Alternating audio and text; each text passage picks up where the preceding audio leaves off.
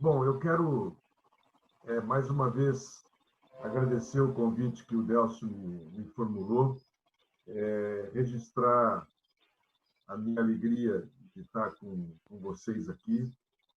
Nesse tempo de isolamento, é bom demais a gente rever amigos e conhecer novas pessoas. Essa apresentação foi super interessante para mim, porque eu percebo como Simão Dias é um polo de fato forte, porque mesmo quem saiu, quem não está aí, acaba se referenciando. Eu queria, para quem não ouviu, transmitir o abraço do Lula. Ele me ligou, era umas 7h10 mais ou menos. Ele me ligou para me encher o saco porque ele é corintiano e eu mandei para ele um filmete de um neto meu pequenininho que é palmeirense. Ele me ligou dizendo que eu era irresponsável de fazer uma coisa daquela, levar o moleque para os maus caminhos. Mas aí ficamos conversando sobre a questão política. Ele está muito bem pessoalmente, está naturalmente, como todos nós, sentindo esse confinamento. No caso, para ele é duplo, né? Porque ele ficou quase 2 anos confinado em Curitiba, mal sai de lá, tem que enfrentar esse outro confinamento.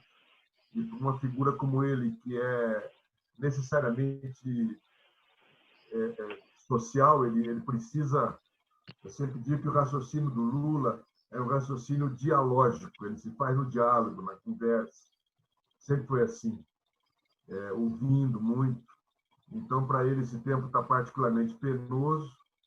Ele tem atuado muito fazendo entrevistas de rádio. Eu não sei se a rádio aí de Simão Dias, se vocês tiverem uma rádio aí que tem abertura, vale a pena convidar ele para fazer uma entrevista que ele faz. Mais do que uma live, ele está muito empenhado, está muito disposto a fazer entrevistas. Ele gosta muito do estilo entrevista de rádio. Mas, enfim, ele só estou citando isso porque ele pediu que eu transmitisse um abraço a vocês. Lembrou que Simão Dias é terra do Deda. Vocês sabem o quanto o Lula era ligado ao Deda. O Lula tinha uma paixão pelo Deda. Então, e eu queria, gente, já entrando na nossa conversa mais diretamente, primeiro destacar para mim a surpresa que eu tive, para mim uma novidade, esse grupo de vocês, que pelo que o Delcio me falou, é um grupo suprapartidário, todo mundo com pensamento progressista, e que se dispõe a fazer uma outra coisa que é rara, é pensar o futuro de médio, longo prazo de uma cidade de maneira organizada, de maneira disciplinada, de maneira metódica.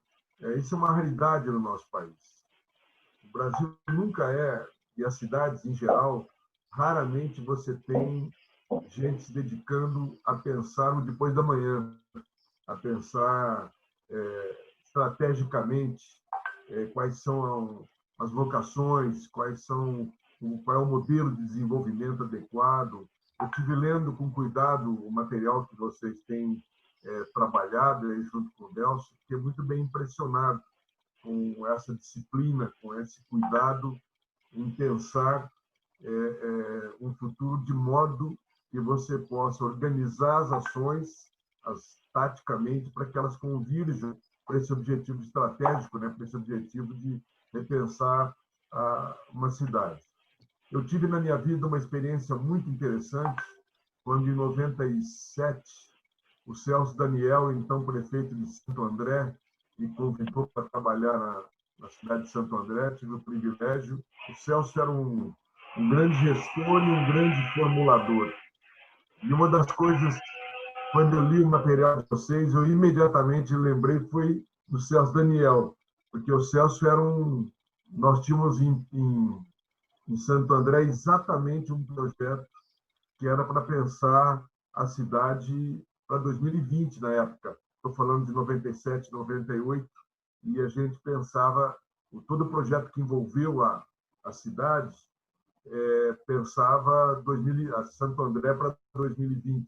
Já chegamos em 2020, né? Mas, infelizmente, a morte dele, violenta, triste, trágica, interrompeu esse processo que era muito rico. Então, eu acho que é uma belíssima iniciativa que vocês estão fazendo, e ainda mais com esse caráter de não estar presa a um partido, de não estar presa a uma candidatura, com a possibilidade, portanto, de ampliar o horizonte, ampliar o leque e o número de pessoas que se engajem num processo como esse. Eu penso que toda a questão do poder local, nós precisamos trabalhar de maneira mais aprofundada no nosso país. A construção de uma democracia efetiva, isso nós fomos aprendendo aos poucos, passa pela construção do poder local. É impensável você pensar num processo democrático nacional sem que na célula menor da organização organizativa do país a gente não tenha a prática da democracia, a prática do pensar em conjunto, do planejar em conjunto e do executar em conjunto. Evidentemente, vocês já sabem disso, uma coisa está ligada à outra. Quem planeja é quem executa é que tem que planejar, e não separar esses dois elementos. Eu sempre quero lembrar aos mais jovens, os da minha idade, que acho que não tem ninguém, que eu tenho 69 anos, sou de longe o mais velho dessa turma aqui, mas quem viveu ou quem leu sobre a construção do processo democrático mais recente do país, eu estou falando da ditadura para cá, sabe o quanto foi importante no processo da resistência à ditadura nós termos tido a possibilidade de construir um sem número de organizações, de movimentos, de entidades não governamentais,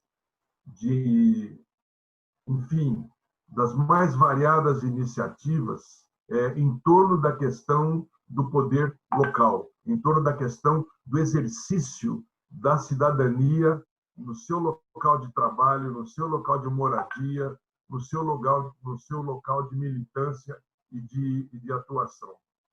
Eu diria que a sorte, o privilégio que o nosso país teve, foi que nós saímos da ditadura ao mesmo tempo que fazíamos a resistência, ao mesmo tempo que fazíamos suportando a pressão da ditadura, com as mortes, com o exílio, com todas as prisões, nós conseguimos criando entidades que faziam um processo importantíssimo de nova forma de construção da cidadania e de educação popular, muito inspirados no grande companheiro nosso, no grande articulador, no grande formulador, que foi Paulo Freire. O que Paulo Freire fez de maneira muito inteligente foi pegar a herança que vinha de uma prática de educação popular da ação católica, o velho método ver, julgar e agir, e fez desse princípio uma síntese com o marxismo, uma dialética, e construiu, como está muito bem explicitado num dos textos aí do Delcio, fez o prática, teoria e prática. Ou seja, você luta pelos direitos, seja o direito à água, à escola, ao posto de saúde, a um novo projeto de cidade, você luta, reflete sobre esta luta, comparando esta luta com outras lutas que ocorrem no teu universo, no universo mais amplo, e a partir dessa reflexão, você procura conhecer também textos e autores e teorias que já foram formuladas sobre esse tipo de luta, e com isso você amplia teu horizonte, você politiza a tua luta, você percebe que a luta pela água aqui, no fundo, é a luta contra um tipo de Estado, contra um tipo de privilégio, encaixa esse processo da luta de classes muito mais ampla, e isso te dá a possibilidade de você adquirir um novo patamar de consciência que, por sua vez, te leva a uma ação mais revolucionária, mais avançada, mais organizada, de outra qualidade.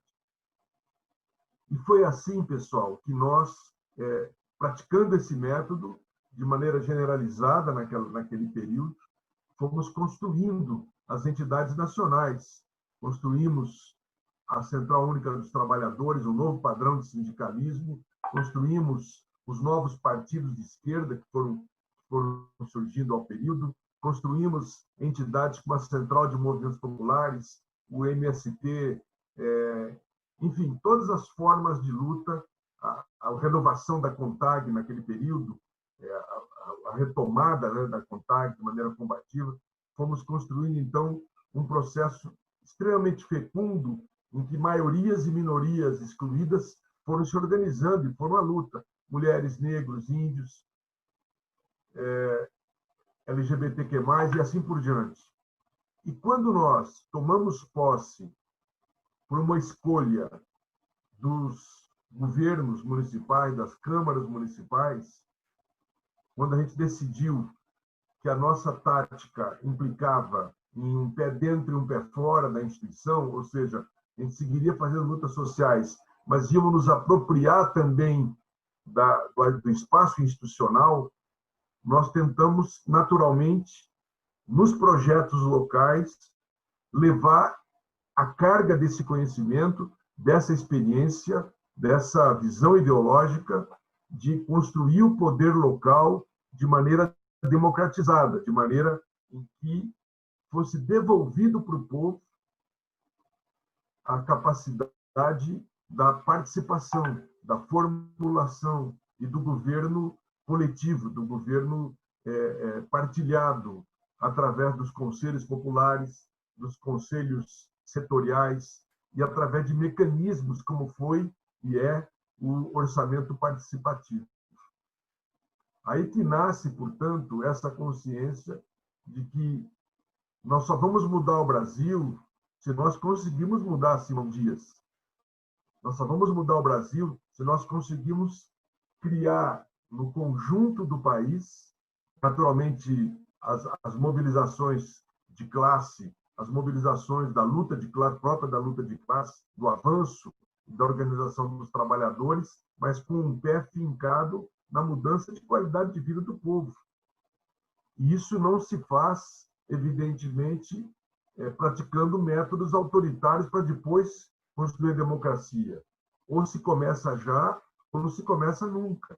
Você não pode construir uma sociedade democrática usando métodos autoritários. Esse foi o grande aprendizado que nós procuramos implementar desde os anos 70, 80, e que foram se espalhando pelo país, criando, digamos, uma nova mentalidade, uma nova forma de governo.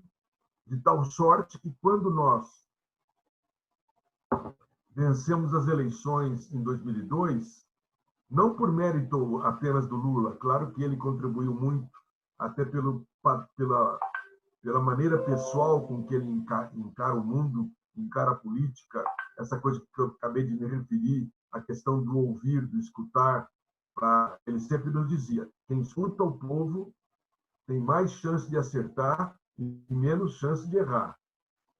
Mas, para além dessa intuição, dessa convicção dele, é evidente que toda essa experiência acumulada no exercício do governo, da construção do poder local, que se tornaram referências, como Porto Alegre, como própria Santo André, Vitória, enfim, Diadema, as experiências todas que nós estamos fazendo pelo Brasil afora, aí no Nordeste particularmente, deram, digamos assim, como consequência, naturalmente, a construção de um governo que procurou, dentro de limitações que nós podemos no debate depois nos referir, limitações às vezes grandes e até bastante pesadas, mas conseguimos construir um governo que começasse, eu diria, começasse a fazer um projeto com progressiva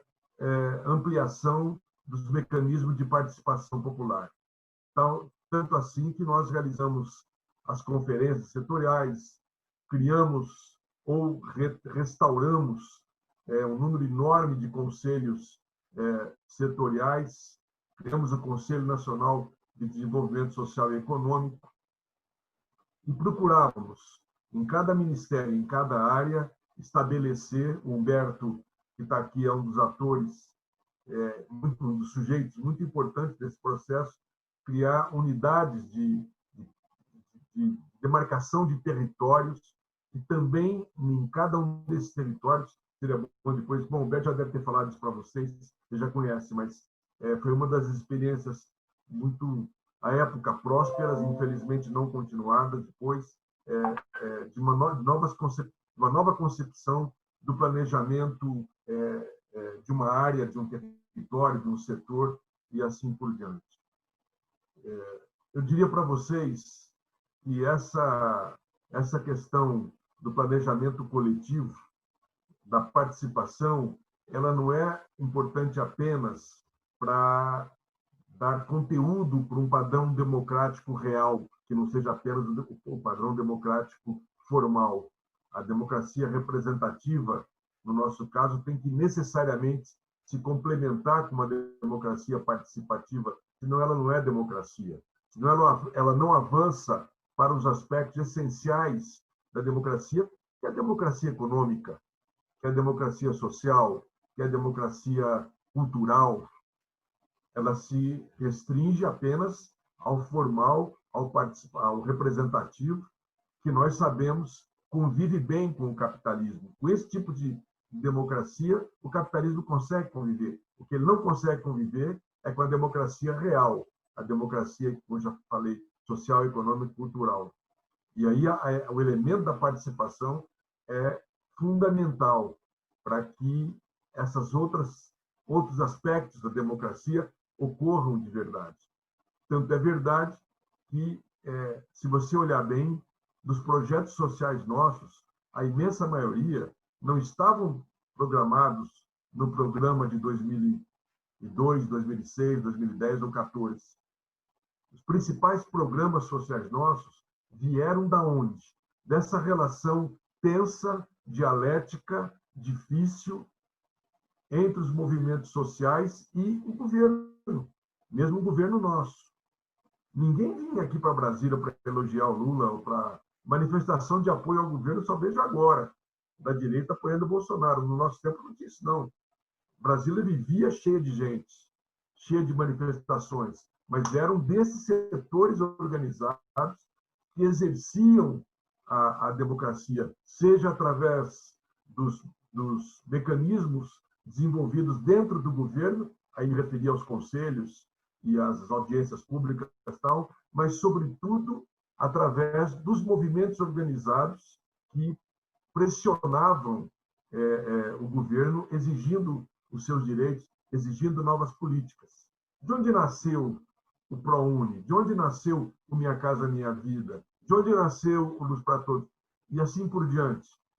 Todas as cisternas, todas da sociedade que se organizava e tinha sua prática e passou a cobrar do governo a mudança da natureza do Estado. Veja que coisa interessante.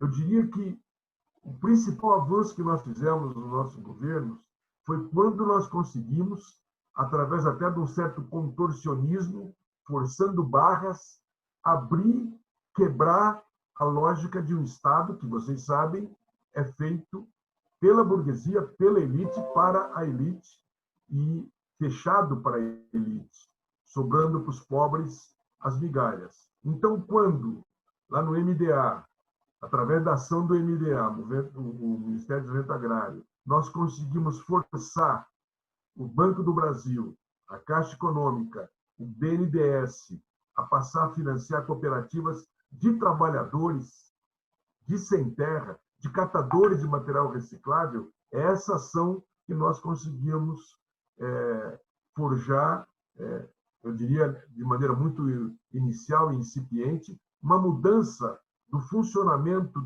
do Estado.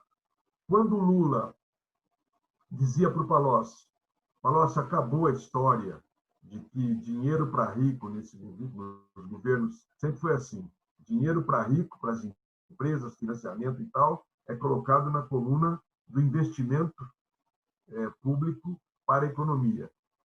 Dinheiro para pobre, saúde, educação assistência social, logística de manutenção das cidades e tal, é colocado na coluna despesa. Lula falou, vamos inverter isso. Daqui para frente, dinheiro para pobre é investimento, porque não tem investimento mais sagrado e mais importante para um governo do que investir no ser humano, nos pobres e assim por diante. Foi por essa lógica e pela pressão popular que nós pudemos, então, construir esta rede de proteção social e de desenvolvimento local que foi possível dar um amparo fundamental para o povo excluído desse país. A questão do salário dobrado que nós fizemos para o idoso que não havia contribuído com o INSS. Vocês do Nordeste, vocês sabem quanto isso é importante.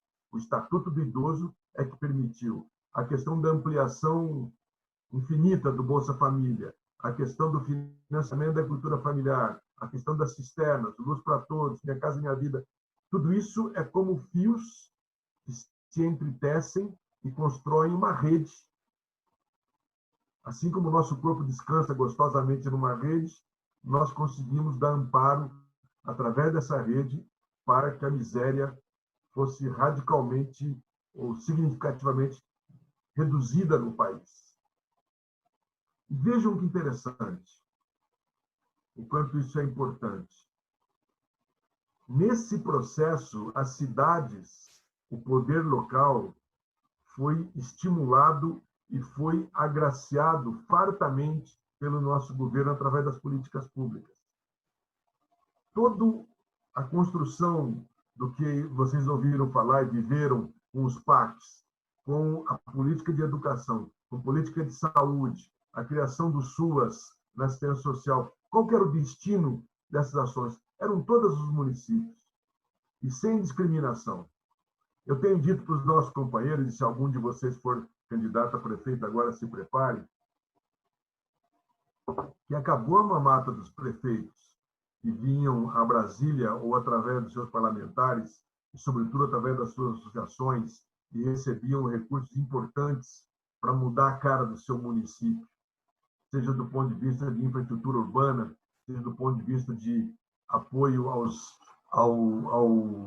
à educação com os ônibus escolares, seja de, enfim, todas as medidas que ajudavam a mudar a cara das cidades, a reconstruir uma forma de viver no município. E não tinha discriminação partidária, inclusive. O pessoal do PT até reclamava que o nosso governo era muito generoso com todo mundo, muito republicano. O que o golpe faz? Primeira coisa que ele faz, ele corta esses dois fios fundamentais da construção ainda frágil de um novo padrão democrático. Primeiro, ele acaba com os ministérios que apoiavam ou estruturavam essa nova forma de participação. Acaba com o Ministério das Mulheres, acaba com o Ministério da Igualdade Racial, reduz direitos humanos ao nada, mistura tudo lá dentro e acaba com os conselhos, o decreto que a gente tinha conseguido a duras penas publicar, acaba com a história da participação. Por quê? Porque democracia não convive com um poder econômico concentrado. Ou melhor, o poder autoritário não convive com democracia, sobretudo participativa. Não bate uma coisa com outra. Para eu impor medidas autoritárias, eu preciso acabar com as estruturas democráticas de participação em geral. E a segunda questão, a outra questão, é, ao contrário do que nós fizemos, ao invés de incluir pobre no orçamento, se corta pobre do orçamento. De maneira organizada, de maneira fria, de maneira cruel, foram cortando um por um ou fragilizando os fios dessa rede que dava sustentação para o povo. Esses fios foram se fragilizando, se reduzindo, e aí os pobres voltaram, a miséria voltou ao nosso país. E os municípios passaram a ser literalmente abandonados, salvo aqueles que têm ainda alguma ligação com alguns deputados e vem aqui em Brasília hoje de Pires da mão através do quê? Atrás do quê? De políticas públicas, não, de emendas parlamentares para poder sobreviver nos seus lugares. Portanto, pensar Simão Dias para daqui a 20 anos, a meu juízo, tem muito a ver com a reconstituição de um projeto que não pode ser limitado a Simão Dias. Simão Dias não vai ser nunca uma ilha isolada de prosperidade ou de democracia num país autoritário. Lutar para mudar Simão Dias, agora e daqui a 20 anos, tem tudo a ver com a gente recuperar aquilo que estávamos, quero insistir, estávamos apenas começando. Os nossos governos, vocês sabem, cometeu erros graves, entre eles o de não avançar exatamente nas reformas essenciais que nós tínhamos que ter avançado. Para além da reforma agrária, que foi tímida, a reforma tributária, a taxação das grandes fortunas, a reforma nas comunicações, que eram elementos fundamentais da reestruturação de um país baseado em princípios, de fato, igualitários e democráticos, e que preparassem o país para avanços maiores na perspectiva de uma sociedade justa e igualitária. Portanto, é uma dialética muito interessante. Simão Dias não será uma ilha de democracia ou de participação se o país estiver nessa perspectiva autoritária, mas o inverso também é verdade. O país não conseguirá construir uma sociedade diferente se nós não tivermos pelo menos 5.000 Simões Dias pelo país, dos 5.600 e tantos municípios que nós temos que ter um poder local constituído e a experiência democrática vivida no local, de modo a se construir uma rede em todo o país de exigência, de pressão por novas formas de gestão do Estado, de construção do poder popular. Por isso que eu comecei saudando essa iniciativa de vocês, e ela me parece inédita, até pelo seu caráter pluripartidário. Eu acho muito rico o que vocês estão fazendo e me dá muita vontade de que essa experiência de vocês, eu sei que ainda é frágil, é nascente, mas é muito interessante, é muito importante que essa experiência fosse ampliada. Agora que nós estamos em processo eleitoral, que vai ser um processo eleitoral, e aí já vou chegando à minha conclusão da minha fala, é um processo eleitoral absolutamente diferente do que nós vivemos até agora. Por duas razões, eu diria. A primeira é porque a metodologia de comunicação, o modo de fazer campanha vai ser muito diferente do que foi até então, por conta da pandemia, das limitações, mas também pelo estímulo do uso das redes sociais. Todos vocês sabem o quanto as redes sociais, desde 2013, começaram a ser usadas crescentemente na sociedade, nas convocações, nas mobilizações. Em 14 ela já foi importante, em 18 atingiu o seu ápice para nós até hoje, com a questão das redes de fake news, de mentiras que eles montaram, e que teve uma extrema eficácia na eleição desse genocida para presidente da República.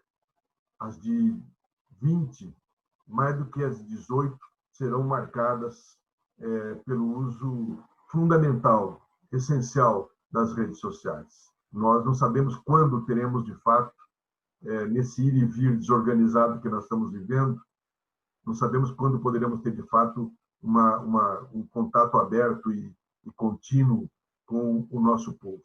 As idas e vindas que estão marcando esse tempo, pelo jeito, infelizmente, vão continuar aí. Há áreas do país que aparentemente se cai a pandemia, outras áreas crescem, áreas que caíram, de repente, já retomadas. Ninguém sabe muito o que vai acontecer, mas essa é uma das marcas das eleições. Mas a outra marca que eu diria tão importante ou mais ainda, é que essas eleições não têm como não serem nacionalizadas. Nós vivemos sob um governo, eu não preciso falar muito para vocês, e ninguém de nós, por mais fantasia que tivesse na cabeça, poderia imaginar que nós seríamos governados por uma figura, mais do que por uma figura, por um grupo, por um sistema, por um conluio que merece todos os nomes, menos o que muita gente fala de ser louco, doido, nada louco. A melhor definição desse governo foi dada para mim pela Dilma, quando definiu Bolsonaro como o feitor. Vocês lembram da história da escravidão, infelizmente ainda presente entre nós, em que a figura do feitor é a figura em que a Casa Grande não quer sujar as mãos e traz o feitor para ser o aplicador dos castigos, o aplicador da sevícia, da tortura, da exigência do trabalho à morte dos escravos. Bolsonaro é o mais perfeito feitor. A elite branca usa essa figura para aplicar toda sorte de crueldade contra o nosso povo. Crueldade que vai desde as reformas aprovadas, infelizmente, com muita facilidade no Congresso, como a da Previdência, o aprofundamento da reforma trabalhista, o conjunto de leis e decretos que estão permitindo a alienação dos bens fundamentais, estratégicos para o país, a alienação, a fragilidade para privatizar das estatais, essenciais para um governo poder direcionar o futuro do país, a questão, inclusive, social do país, mas políticas também que, na pandemia, se evidenciaram de uma desumanidade rara. Vocês imaginem se o Haddad ou um outro candidato progressista tivesse sido eleito em 18. Qual seria a reação do país, do governo, frente a uma pandemia como essa? Falávamos agora há pouco com o Humberto, citando o caso da Colômbia, portanto, não precisa ser tão progressista. O que nós faríamos aqui? Você montaria, quando estourou a história na China, você faria um grupo de trabalho, um gabinete de crise, ampliaria o Ministério da Saúde, contrataria mais gente, importaria os respiradores, converteria empresas brasileiras em produtoras de respiradores, de material de segurança, EPI, máscaras, essa coisa toda, e sabendo que o único remédio, de fato, era o isolamento, faria um programa de ampliação do Bolsa Família universalizado para todos que precisassem, muito mais do que esses míseros R$600. O país pode fazer isso, temos reserva para fazer isso, e daria tranquilidade para o pequeno comércio, financiando o pequeno comércio durante a pandemia. Ele não fez nada disso. Pelo contrário, demitiu 10 mil médicos cubanos, não cuidou do aparelhamento da saúde e, pelo contrário, saiu às ruas aqui em Brasília, dando exemplo de como não se deveria respeitar o isolamento. Num processo anticientífico, completamente irresponsável. Por quê?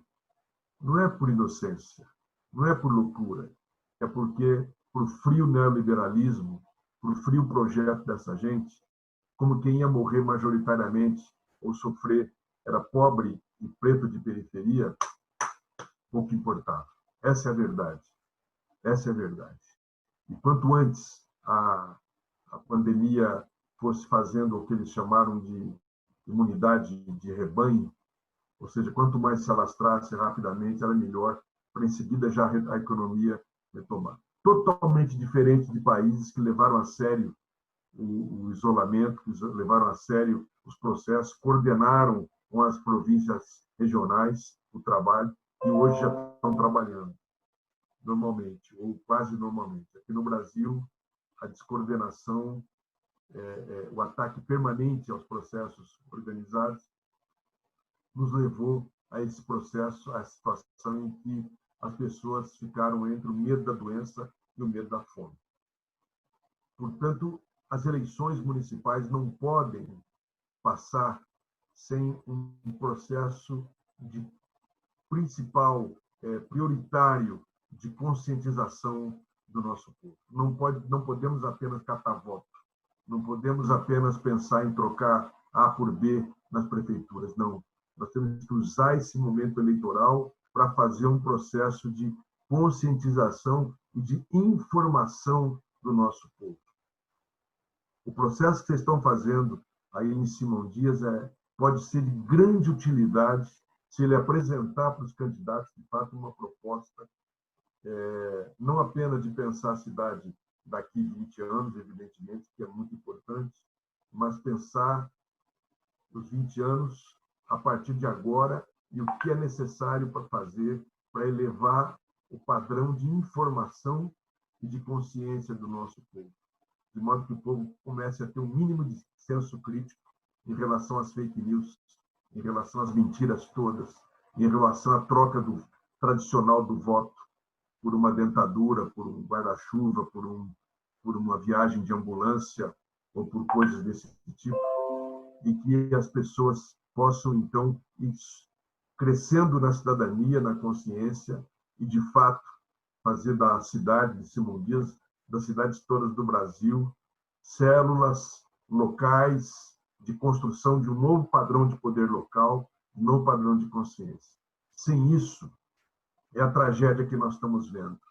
Bolsonaro está fazendo tudo isso, há uma divisão na burguesia, a Globo está contra, a Folha de São Paulo está contra, vários setores estão contra, classe média se decepciona, mas não pelas mesmas razões que nós. Estão contra o Bolsonaro, mas estão a favor de Guedes. E pior que isso, além dos 15, 20% que o apoiam fanaticamente, nós temos preocupantemente um crescimento do apoio ao Bolsonaro nos setores mais pobres, mais excluídos. Os R$600, casado com as fake news, estão produzindo, de fato, uma resiliência, uma resistência do Bolsonaro. As pesquisas apontam isso. E o mais triste para nós, que aqueles que são os preferidos do nosso coração, pelos quais nós fazemos a política e que nós tanto beneficiamos, hoje progressivamente se convertem em base de um novo padrão do bolsonarismo. Vejo o tamanho da nossa luta, o tamanho da nossa dificuldade. Mas nós não perderemos a esperança, e eu espero, e aí concluo, que esse processo que vocês desencadeiam aí possa crescer, possa ganhar corpo na cidade e possa se popularizar e possa transformar, de fato, num fator de avanço da consciência da organização do povo nessa cidade. Muito obrigado, desculpa, eu falei demais do meu tamanho, mas quero agora ouvir de vocês e abrir um diálogo. Valeu, Delcio.